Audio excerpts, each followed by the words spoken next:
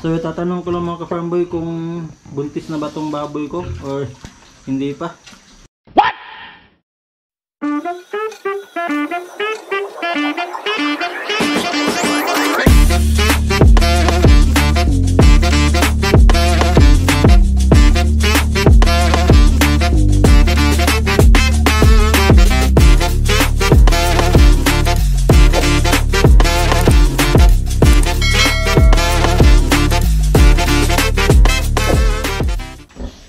So ano mga ka-farm boy, may tanong lang ako mga ka-farm boy, no? Itong baboy natin na to is ano to siya, silent theater to siya mga ka-farm boy. Tapos injika natin to siya ng ano, ininjika natin to siya ng gonadin para maglandi siya, no? Tapos nung ika 4th day is inay natin. So yung tanong ko ka-farm boy is ngayon sana is ika 18 days niya ngayon simula nung na-AI natin siya. So wala namang sign na nag-reheat. So tingnan na yung ano niya ka. Manipis naman maliit naman yung ari niya.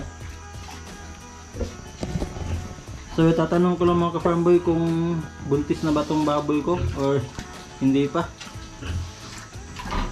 Kasi hindi ko maano ka-farm boy kasi silent theater kasi ito siya eh. 9 months hindi pa siya naglandi kaya tinurukan na natin ng gonadin. So ngayon is ika 18 days simula nung na-AI natin siya. Ayan. Buntis na kaya itong baboy ko ka-farm boy?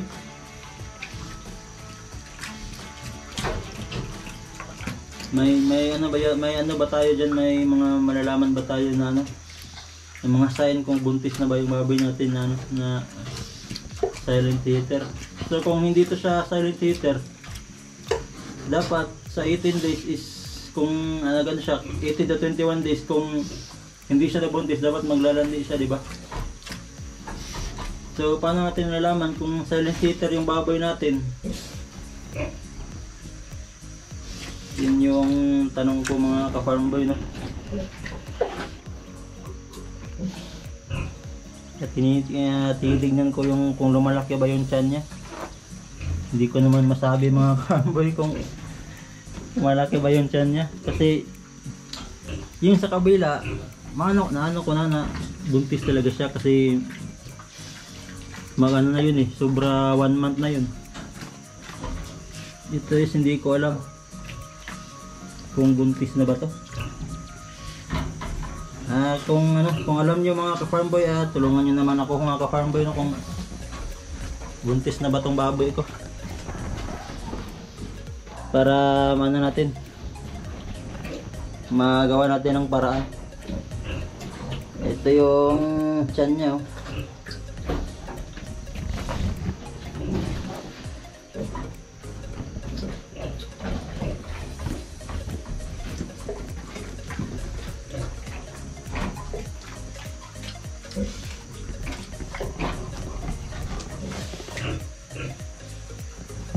Ito naman yung sa likod niya.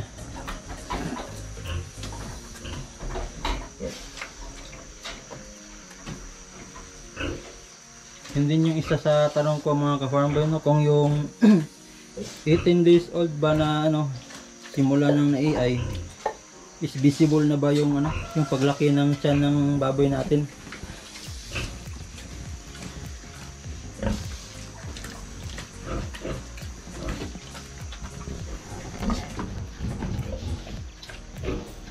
Huwag kang magalaw, dik. Nagtatanong tayo sa mga natin eh. Kaya kang magalaw.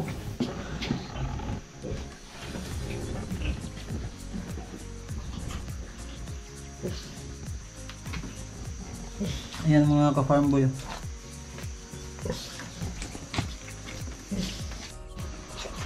So itong isa to is positive na talaga to siya.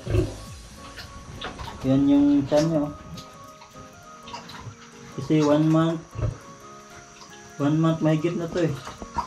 Simula nung nabulugan siya, nakakastahan.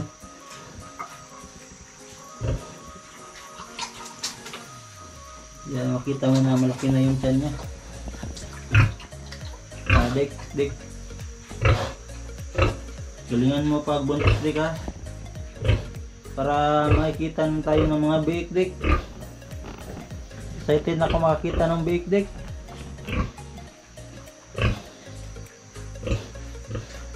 Ano, dik?